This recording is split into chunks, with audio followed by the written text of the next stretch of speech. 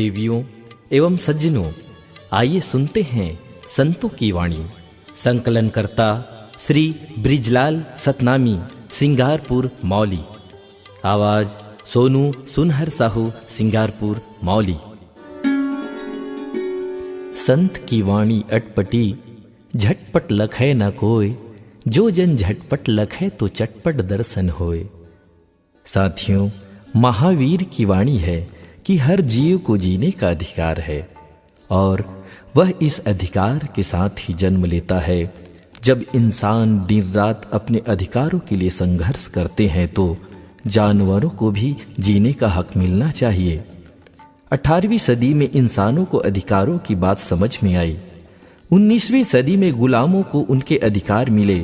20वीं सदी में महिलाओं को उनके अधिकार मिले, तो अब 21वीं सदी में जानवरों को भी उनके जीने के अधिकार मिलने चाहिए ना।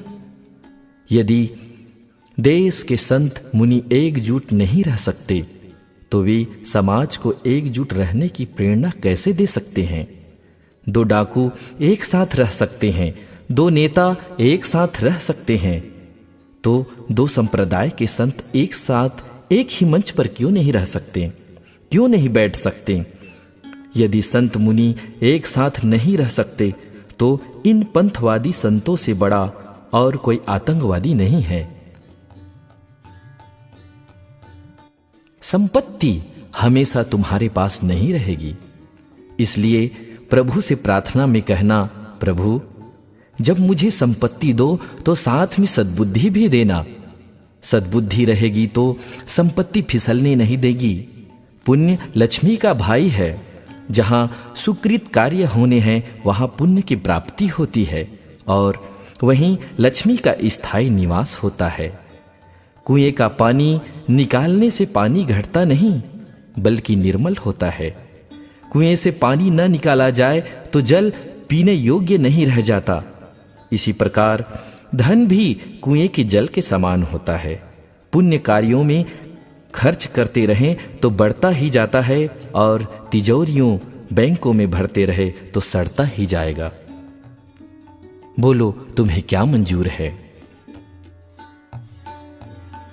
मनुष्य के लिए शाकाहारी है और शाकाहारी के लिए मनुष्य।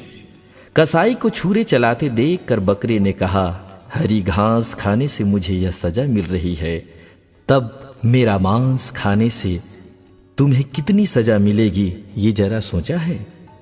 तेरा क्या हाल होगा। अपना पेट भरने के लिए किसी मुक प्राणी का पेट काटना पाप है। अगर तुम्हें गर्दन कटती हुई बकरे मुर्गे की हालत मालूम न हो तो जरा अपने गले में एक सुई को चुभो कर देखो, पता चल जाएगा दर्द क्या होता है। सत्यम शिवम सुंदरम में से आज सत्यम और शिवम तो गायब ही हो गए हैं। अब सिर्फ सुंदरम ही शेष बचा है। आज ओल्ड से ओल्ड आदमी को भी लेटेस्ट से लेटेस्ट फैशन चाहिए। हमारे समाज में स्त्रियों के लिए 16 श्रृंगार की बात कही गई है, किंतु जब से श्रृंगार फैशन बन गया है तब से वह सादगीहीन हो गया है। श्रृंगार और फैशन में उतना ही अंतर है साथियों जितना कि झरने का पानी और मिनरल वाटर में है। वस्त्र भी श्रृंगार का एक महत्वपूर्ण अंग है। वस्त्र तन ढकने के लिए होता है, लेकिन आज हम सब जानते हैं कि वस्त्र के मामले में कैसा फैशन आ गया है।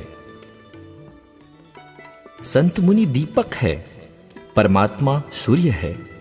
एक सूर्य पूरे संसार के अंधकार से लड़ सकता है। माना कि दीपक संसार भर के अंधकार से लड़ने में सामर्थ नहीं है, लेकिन जहां जहां दीपक जलेगा उसके आसपास के अंधकार को तो दूर कर ही सकता है ना। अभी जब कोई तीर्थकर, कोई अवतार इस संसार पर नहीं है, तब संत मुनि ही तो समाज और देश को रोशनी बांट रहे हैं। दीपक बनकर ही सही अंधेरे से लड़ने की साधना तो कर रहे हैं। ताने मारना और आंख मारना मर्यादा के खिलाफ है। दुनिया में जितने लोग ताने मारने से मरते हैं ना, उतने शायद अस्त्र शस्त्र से भी नहीं मरते होंगे।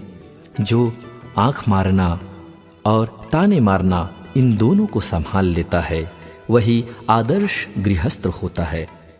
अपनी आंखों और जुबान को संभाल कर रखना चाहिए। सारी गड़बड़ियां इन्हीं से शुरू होती है। किसी संत ने कहा है, दृष्टि से ही सृष्टि बिगड़ी हुई है। संसार में जो बड़े पाप हो रहे हैं ना, उन्हें कौन कर रहा है? भूखे पेट का आदमी तो पेट भरने जितना ही पाप करता है, लेकिन यह जो भरे पेट का आदमी है ना, वह पेटी और कोठी भरने जितने बड़े बड़े पाप करता है। महावीर की वाणी है, ईमानदारी से पेट ही भरा जा सकता है, पेटी और कोठी नहीं। याद रखना, आदमी पहले तो अमीर होने के लिए बड़े पाप करता है और फिर अमीर होने के बाद अपनी अय्यासी के लिए पाप करता है।